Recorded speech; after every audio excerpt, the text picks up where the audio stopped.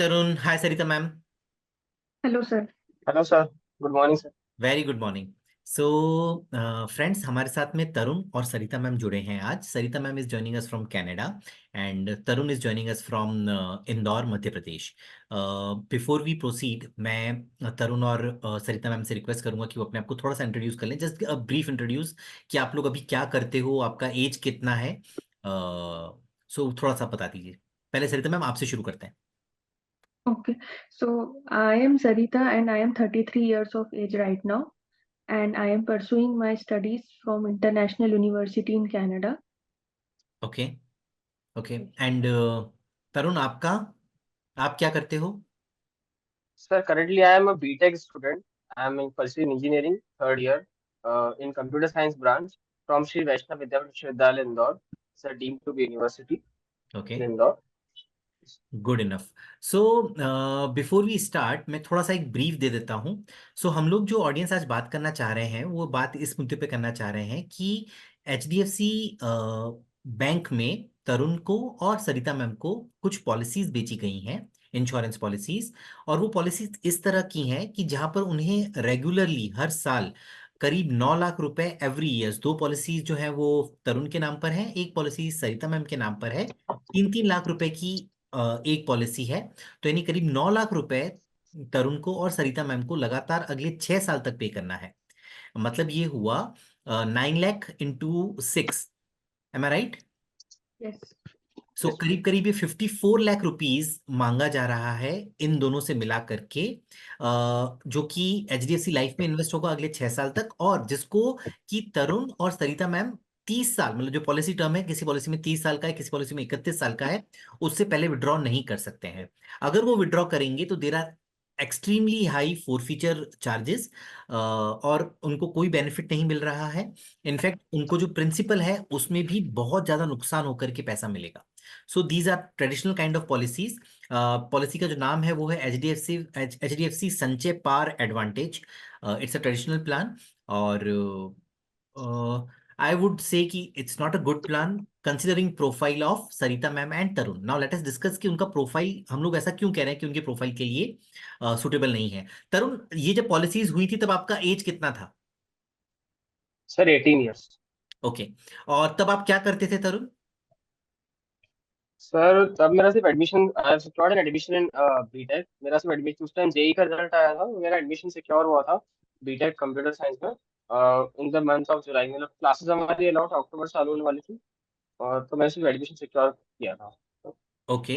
और तरुण, थोड़ा सा धीरे बोलिएगा, बहुत फास्ट बोल रहे हैं तो वो हम लोग समझ नहीं पा रहे हैं। बट खैर, तो आप ये कहना चाह रहे हो कि आपने उसी टाइम पे अपना बीटेक का कोर्स शुरू किया था, आपका जेई का एग्जाम क्लियर हुआ था उस टाइम पर, और आपने अपना बीटेक हम्म. शुरू किया था पढ़ाई।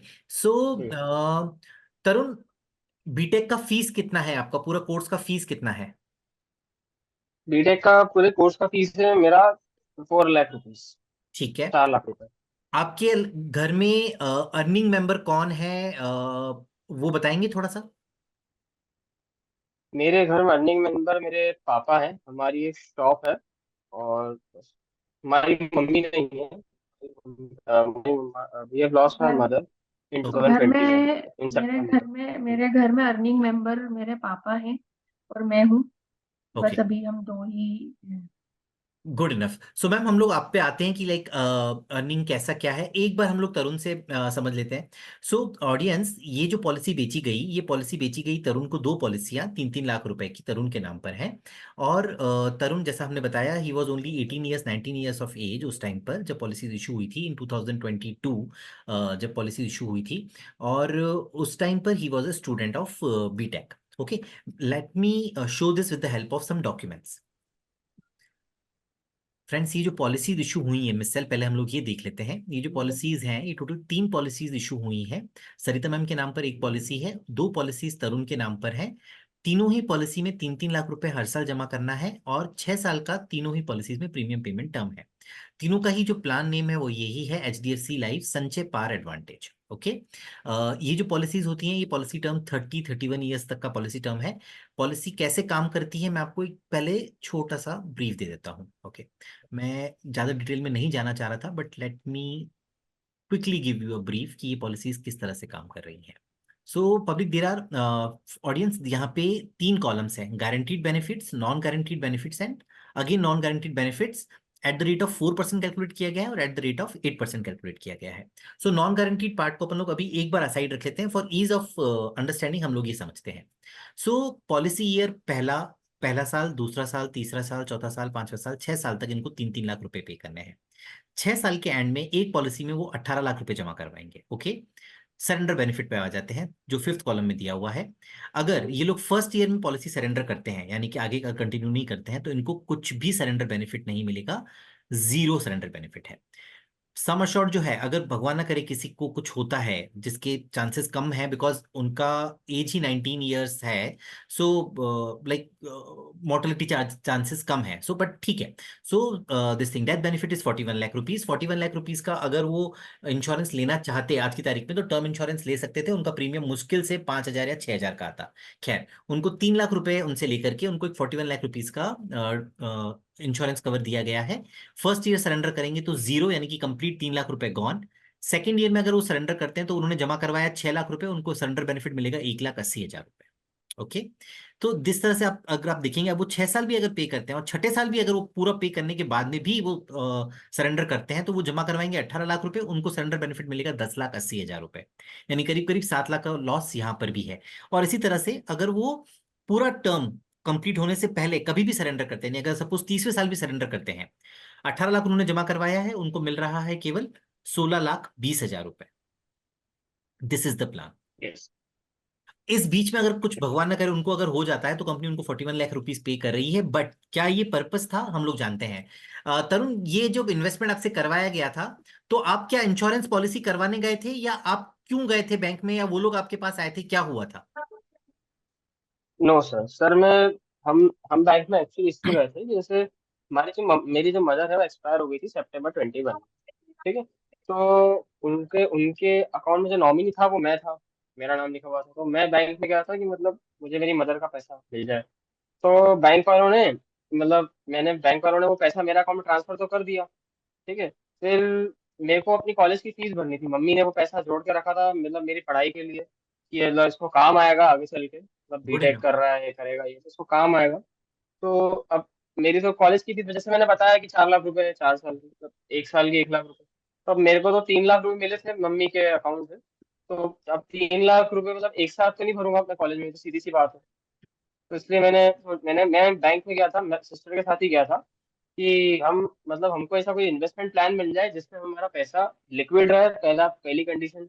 दूसरी चीज, ऐसा इन्वेस्टमेंट बता दो कि जैसे एफडी वगैरह, या मतलब थोड़ा अच्छा इंटरेस्ट मिल जाए, पैसा पड़ा भी रहे और वो लिक्विड भी रहे, जब मुझे जरूरत पड़े सेकेंड थर्ड ईयर में फीस भरने की, तो वो पैसा निकाल के मैं फीस फीस भी भर भर सकते। सकता हूँ, तब तक उस पर इंटरेस्ट भी आता रहे और पैसा ग्रो भी होता रहे। बिल्कुल ठीक बात है। सो अच्छा, आपने ये चीज उनको, जो आपके ऑफिशियल्स थे, बैंक ऑफिशियल्स, उनको आपने क्लियरली एक्सप्लेन किया था कि आपका पर्पस ये है, आपका यस पर्पस सर, ये है कि फीस बिल्कुल भरनी बिल्कुल है, सर। हाँ आपका पर्पस ये है कि आपको हाँ पैसे की जरूरत कभी भी पड़ सकती है, तो आप निकलवाना चाहें तो निकलवा सकते हाँ। हैं, और थोड़ा बहुत यस सर, पैसे के ऊपर बिल्कुल। ग्रोथ मिले तो वो चलेगा। एम आई हाँ राइट? बिल्कुल सर, बिल्कुल करिए सर। सो हाँ with this requirement they went to the bank, और एज अ बैंक, कोई भी लेमैन, हम लोग बैंक ऑफिशियल्स के ऊपर भरोसा करते हैं। क्यों? क्योंकि सी, फाइनेंस मैटर्स में बैंक से अच्छा राय और कौन देगा, कोई भी लेमैन यही सोचता है। But now the problem is, ऐसा पहले होता था कि बैंक ऑफिशियल्स आपको सही राय देते थे, बिकॉज बैंक ऑफिशियल्स का काम था, और बैंक्स का भी ये काम था कि उनका पूरा बिजनेस जो था वो ट्रस्ट पे चलता था।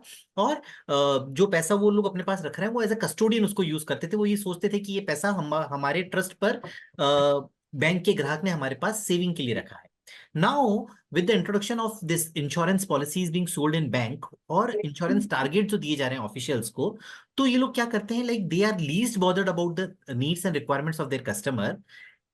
उन लोगों को येन केन प्रकार केवल अपनी इंश्योरेंस टारगेट्स अचीव करने हैं, उसके लिए वो किसी को भी, जिसके भी अकाउंट में पैसा पड़ा है, उसको इंश्योरेंस पॉलिसीज पिच करते हैं और उनको सेल करते हैं। इट्स अ क्लासिक एग्जांपल कि इस तरह का बिहेवियर जो हुआ है।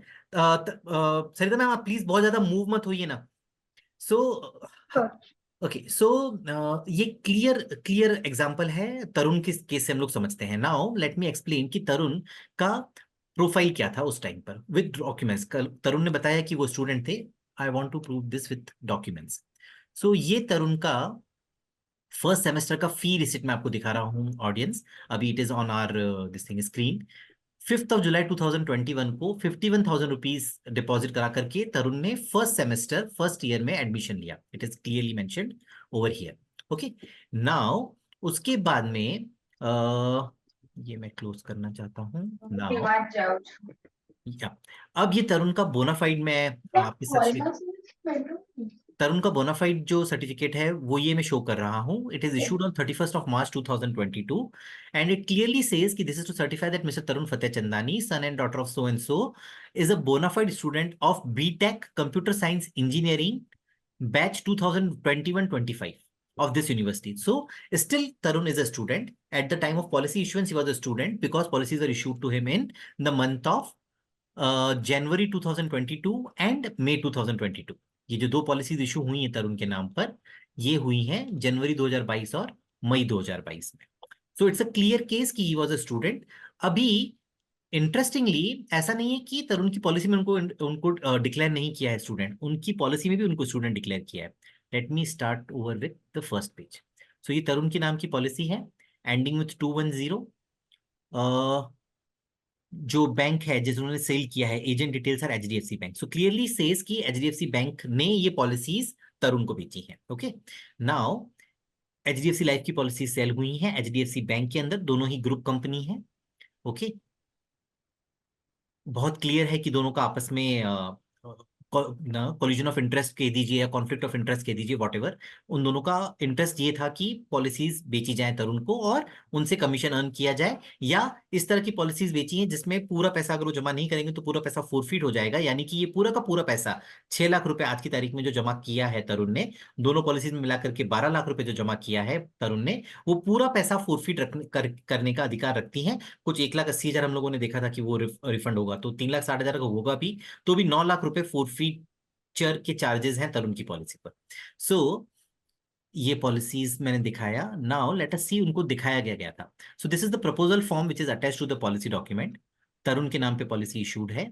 He has been shown to be education graduation, जबकि वो अभी ग्रेजुएशन कर रहे थे। ही वॉज ओनली 19, उनका डेट ऑफ बर्थ 2003 है, 2022 में पॉलिसीज इशू हुई है, 19 ईयर्स का बंदा है। सो ग्रेजुएशन दिखा दिया गया है कि वो ग्रेजुएट है, जबकि वो ग्रेजुएशन कर रहे थे उस टाइम पर। उसके बाद में हम लोग अगर नीचे आए, उनके प्रोफाइल में दिखाया गया है कि उनका सोर्स ऑफ इनकम क्या है, अदर्स, और उनको दिखाया गया है उनका ऑक्यूपेशन स्टूडेंट। अभी स्टूडेंट किस अलग तरीके से पैसा कमाता है वो मुझे समझना पड़ेगा, कि एचडीएफसी लाइफ वाले या एचडीएफसी बैंक वाले क्या सोच करके 6 लाख रुपए की पॉलिसीज तरुण को बेच रहे थे। तरुण, आपका कोई अर्निंग सोर्स है? नहीं सर। कोई स्मगलिंग वगैरह करते हो? नहीं नहीं sir.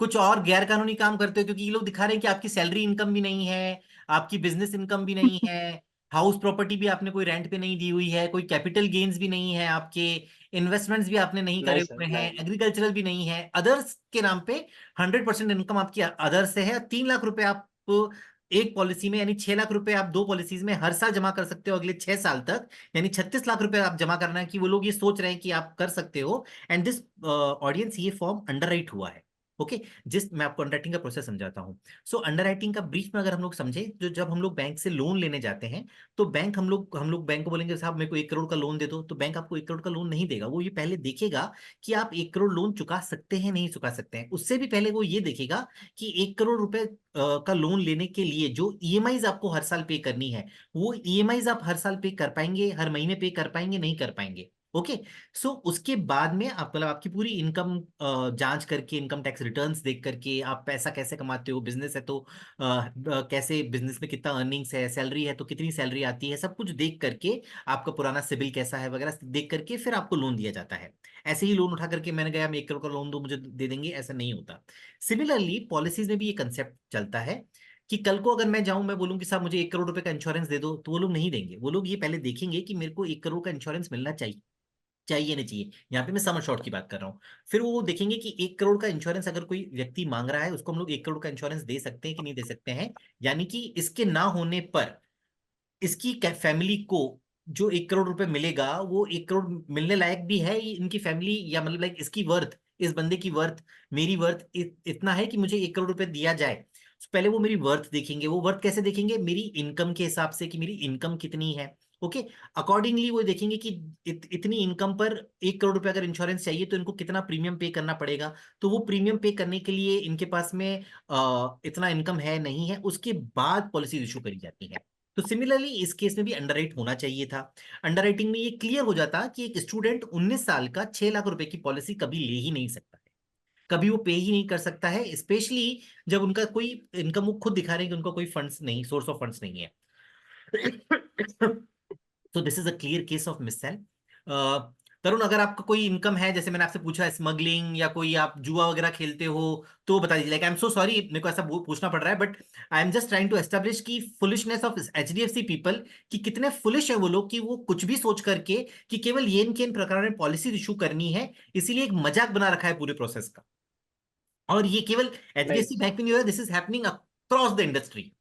It is a clear case of missell. एक मजाक बना रखा है उन्होंने अपने प्रोसेसेस का। क्यों? क्योंकि उनको पता है कि तरुण जैसे कितने बंदे होंगे जो कि आवाज उठाएंगे। कोई बोलता नहीं है, 6 लाख रुपए जमा हो गए, 12 लाख रुपए जमा हो गए दो प्रीमियम्स में। अगर कस्टमर ने ज्यादा चीची ज्यादा कुछ बोला तो 3 लाख रुपए उनको रिफंड कर देंगे, 9 लाख रुपए हमारे पास फॉरफीट, और हमारा बेस लाइन में जुड़ गया। सो एक पूरे प्रोसेस का एक मजाक बना रखा है। बैंक्स के अंदर बैठ करके खुले आम चीटिंग कर रहे हैं। This is a clear such case. देखा रहे हैं कि बंदा स्टूडेंट है, प्रपोजल फॉर्म में लिखा हुआ स्टूडेंट है, कोई इनकम का सोर्स नहीं है, अदर्स इनकम दिखा करके, पता नहीं अदर्स इनकम में क्या दिखाना चाह रहे हैं, कि क्या बैटिंग की इनकम है, कि क्या हॉर्स ट्रेडिंग में वो उसने कमाया है, हॉर्स रेसिंग में कमाया है, कहाँ कमाया है उसने पैसा। 36 लाख रुपए वो अगला बंदा कैसे जमा करवाएगा? सो 36 लाख रुपए तो इनफैक्ट एक पॉलिसी में टोटल 72 लाख जमा करवाना है। 6 लाख, 6 लाख की दो पॉलिसीज इशू हुई हैं तो। सो यानी कि करीब 6 लाख इंटू 6 हजार, हाँ 36 lakh, sorry, 36 lakh rupees over the period of 6 years उनको जमा करवाना है। कहाँ से पैसा लाएगा स्टूडेंट 19 साल का? This is the clear case of missell. Now let us come to the policy जो कि सरिता मैम के नाम पे इशू हुई है। Sarita ma'am, now let us discuss your case. So आपका जी एज सर, कितना है Sarita ma'am? I am 33 years of age. Okay. और ये पॉलिसीज आपको इशू हुई है 2022 में। पहले आप ये जी, बताइए, अभी आप क्या करती हैं सरिता मैम? अभी मैं इंटरनेशनल स्टूडेंट हूँ कनाडा में, और मैं मास्टर्स इन साइंस कर रही हूँ यहाँ पे इंटरनेशनल नॉर्थ ईस्टर्न यूनिवर्सिटी से, okay, in Toronto. In Toronto. और इफ आई मे आस्क, कितना फीस रहेगा आपका, कितना over a period of time, ये कोर्स कितने साल का है और कितना फीस रहेगा आपका?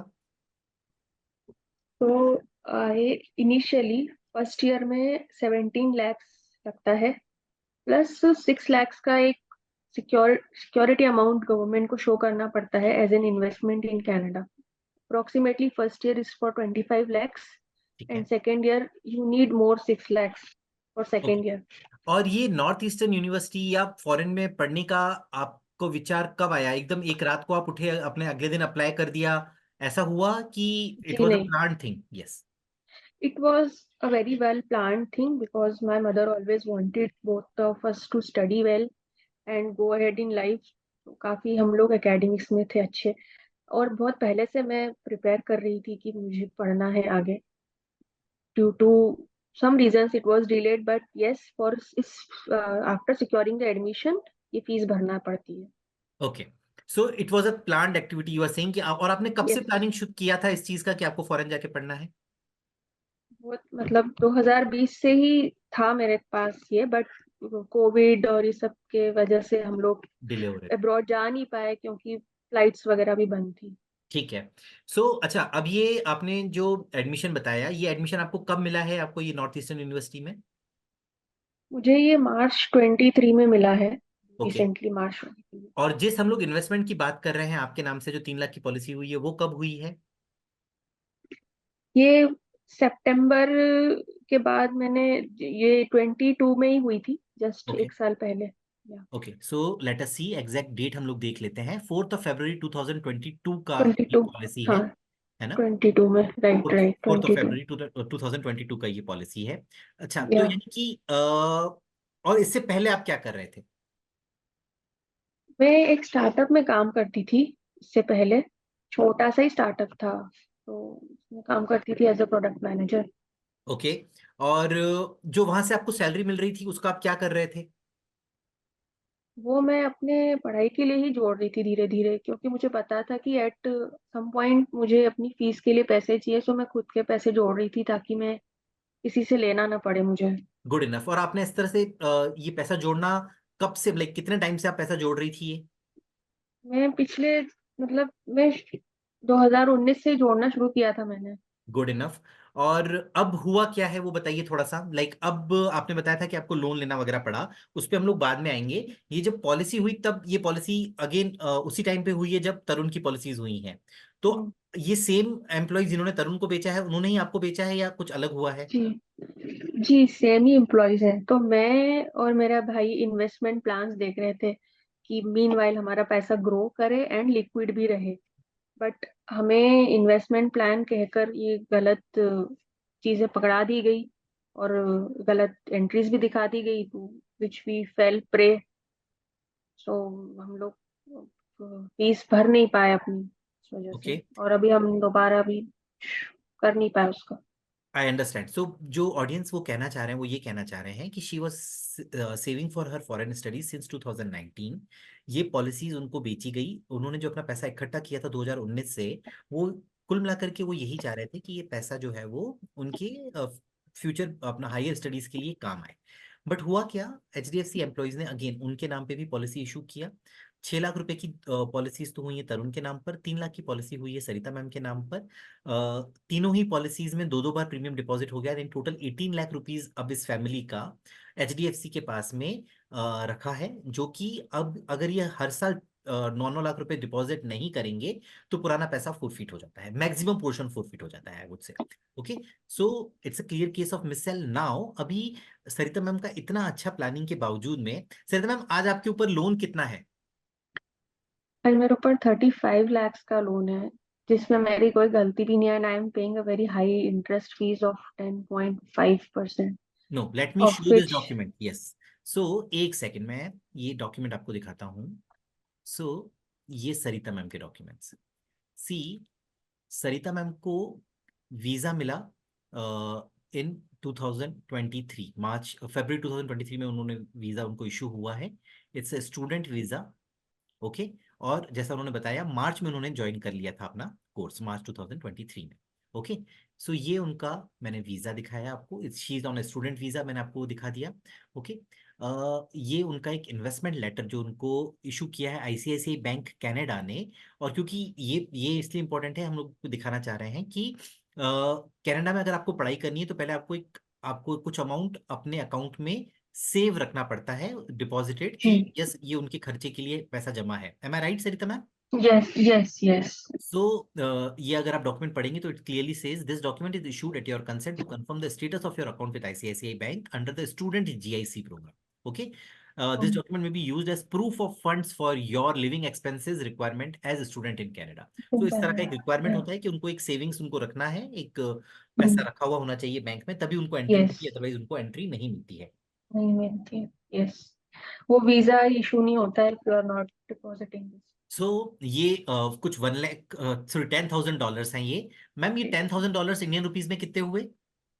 नियरली 6 lakhs, छह ठीक है, लाख रुपए ओके। और अब ये डिपॉजिट करने के लिए now she has a good amount of money, इनके खुद के नाम पे 6 लाख रुपए जमा है इंश्योरेंस पॉलिसी में, जो कि ये यूज कर सकती थी ये डिपॉजिट के लिए, बट वो पैसा इनके किसी काम नहीं आ रहा है, इनको ये डिपॉजिट करवाना अलग से पड़ा।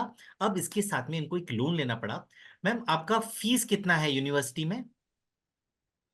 फर्स्ट ईयर का फीस मेरा 17 lakhs था। So let me show this. So ये इनका डॉक्यूमेंट है, टोटल एस्टिमेटेड ट्यूशन फीस अगर आप देखेंगे सो है ये $30,000 करीब। मैम ये जी। ईयरली है या टोटल है, लाइक पूरे पूरे उसका कोर्स का $30,000? ये ये सिर्फ फर्स्ट ईयर का है। बस ये का है। I have to deposit 10,000 more in second year. Okay, so ये क्लियर हुआ कि ये इस तरह से पॉलिसीज इशू हुई हैं। मैं 1 मिनट इसको बंद करना चाहता हूँ। Right now I have a loan of 35 lakhs. हाँ, this I It's want to show. very huge. It is a huge amount. Yes, it's a huge amount, it of course is a huge amount.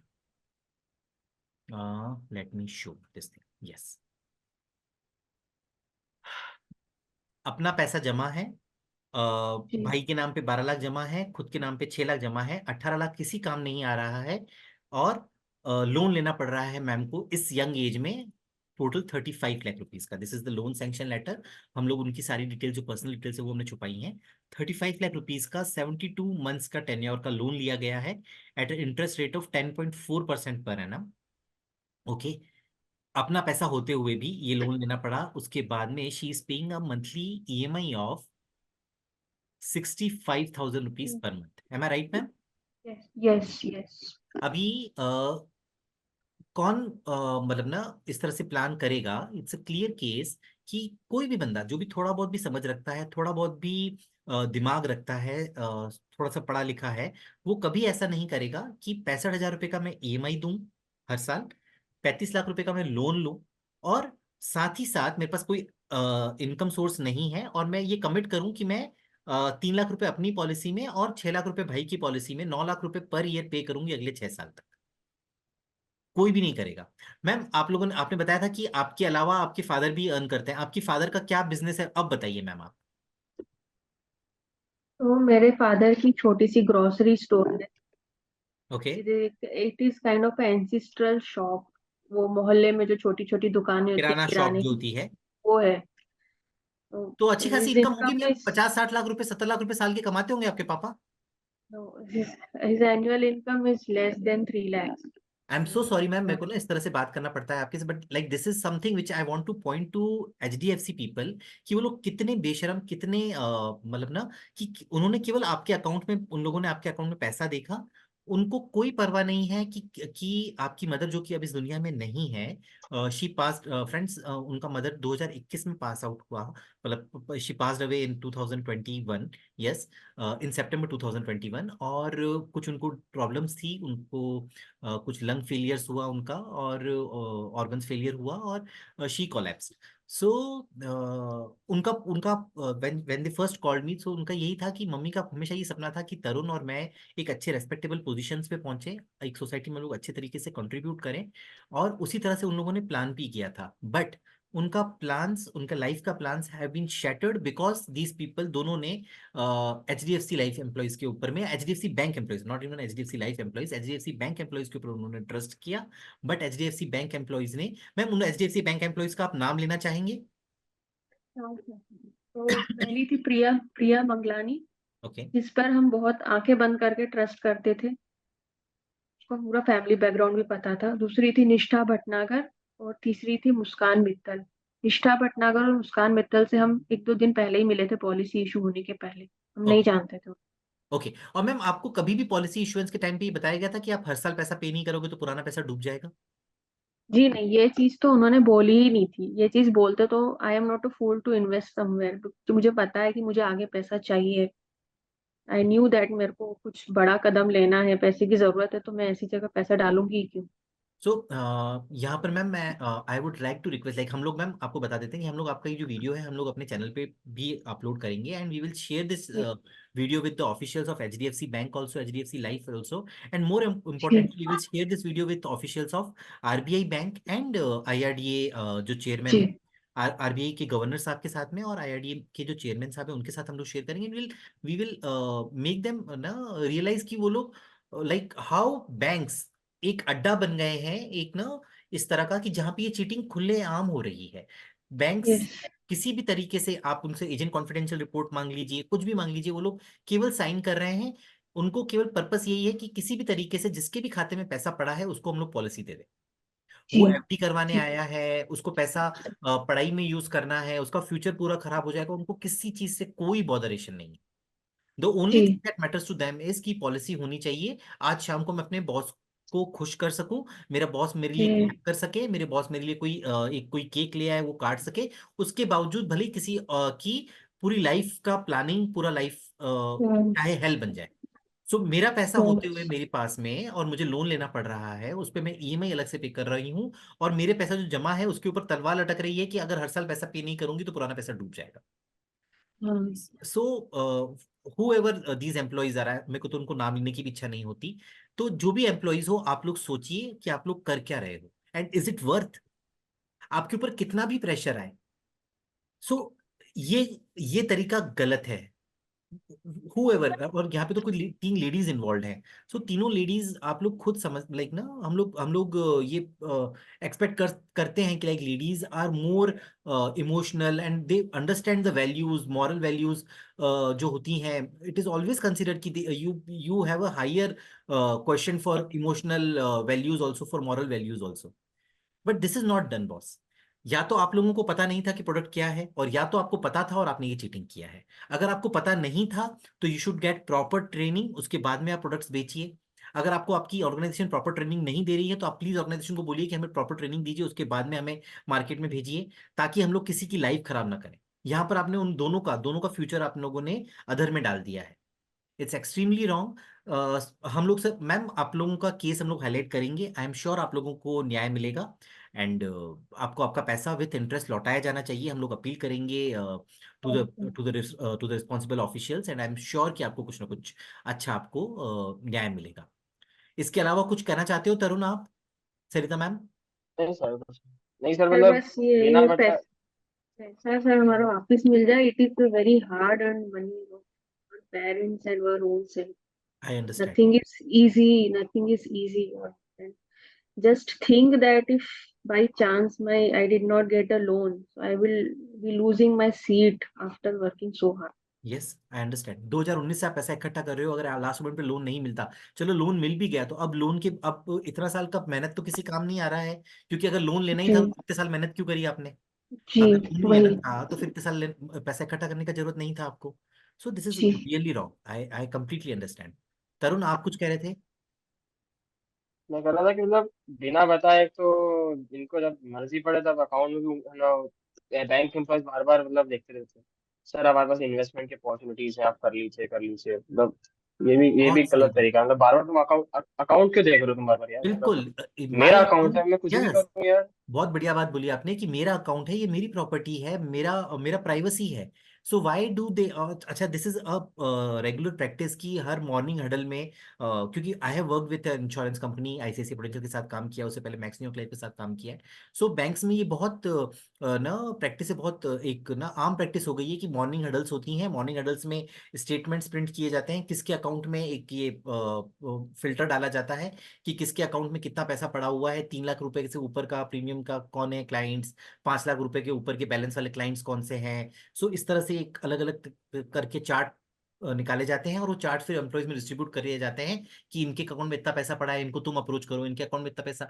मतलब वो ये नहीं देखते कि ये account में जो पैसा आया है ये कैसे आया है, ये वन टाइम आया है या ये रेगुलर आ रहा है। अगर रेगुलर आ रहा है तो कोई हम्म रेगुलर इनकम है या कैसे आ रहा है। They do not bothered. बस वो उनको यही है कि पैसा दिख रहा है, चलो इसको इन्वेस्ट करो इंश्योरेंस पॉलिसी। हम्म हम्म। आगे कस्टमर करेक्ट। उसको प्रीमियम कैसे पे करेगा, 9 लाख रुपए साल का प्रीमियम वो कहाँ से लाएंगे? क्या वो चोरी करेंगे? अगर वो डोंट थिंक। या तो अब आज की तारीख में तरुण के पास में क्या ऑप्शन है, मतलब ही इज अ स्टूडेंट, तो कहाँ से वो पैसा यस। लाएगा? या तो वो 12 लाख रुपए खो के बैठ जाए, और या फिर वो कुछ गलत काम करें। सो बैंक्स में बैठ करके आप क्या चाहते हो, और या फिर वो अपना फ्यूचर खराब कर ले। यानी तीन ही चीजें हैं ना, इसके अलावा तो और कोई अपने ऑप्शन छोड़ा नहीं है तरुण के लिए। सो रॉन्ग बॉस, गलत तरीका है ये, दिस इज नॉट डन। आप लोग कंट्री के फ्यूचर के साथ खेल रहे हो। आप अपने मॉरल्स कॉम्प्रोमाइज कर चुके हो, अपने एथिक्स कॉम्प्रोमाइज कर चुके हो, लोगों की लाइफ मत खराब करो। This is not done. They are young people, 18-19 साल का बच्चा है वो।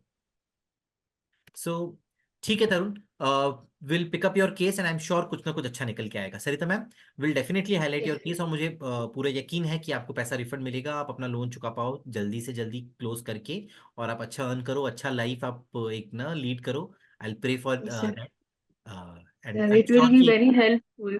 Yes of course, and I am sure कि ऑडियंस आपको ब्लेस करेगी, और आपको आपका पैसा मिलेगा तरुण, फॉर श्योर। आपकी मम्मी का जो सपना बिकॉज है वो पूरा होगा। Please do yes study sir. Hard. ये चीजें चलती रहेंगी, ये स्ट्रगल्स आते रहेंगे ना, बट आप अच्छा पढ़ाई कीजिए, आप अच्छी जगह पहुंचेंगे। या yes sir. Yes sir. Thank he was sir, you. वो डर गया था बहुत। आई एम वेरी थैंकफुल कि हमको आपका सपोर्ट मिल गया। ना, thank you Sarita ma'am, thank you for trusting us. आप लोगों ने हम पे भरोसा किया, उसके लिए thank you. And I am sure कि लाइक कुछ ना कुछ अच्छा निकल के आएगा, हम लोग आपका केस हाईलाइट करेंगे, और अच्छा ही ठीक। कुछ हो। Thank you. Thank you Tarun, thank you Sarita ma'am, thank you. Thank thank you you so much, thank you so much. Thank you audience please thank you. Channel को सब्सक्राइब कीजिएगा, लाइक कीजिएगा और ये वीडियो प्लीज शेयर कीजिए maximum, and tag it to the governor RBI, to the IRDA chairman, और ताकि लोगों को रियलाइज हो कि ये किस तरह से गलत काम हो रहे हैं बैंक्स के अंदर में, जो कि नहीं होने चाहिए। और ये कोई छोटी मोटी कंपनियां नहीं कर रही हैं, HDFC is a reputed name. कोई भी आदमी, कोई भी लेमन उन पे विश्वास करेगा, और ये विश्वास के कारण उनका लाइफ आज खराब हो रहा है। सो गलत बात है। Thank you. Thank you so much.